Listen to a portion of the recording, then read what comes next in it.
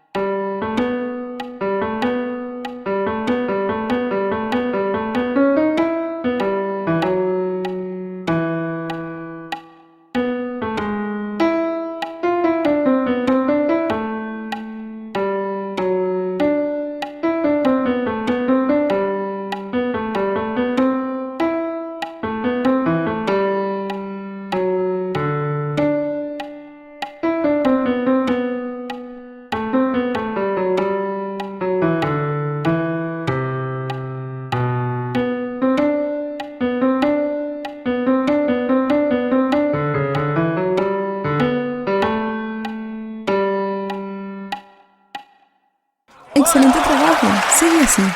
Si te gustó este video, déjame un like y no olvides suscribirte y sígueme en redes sociales. Nos vemos pronto.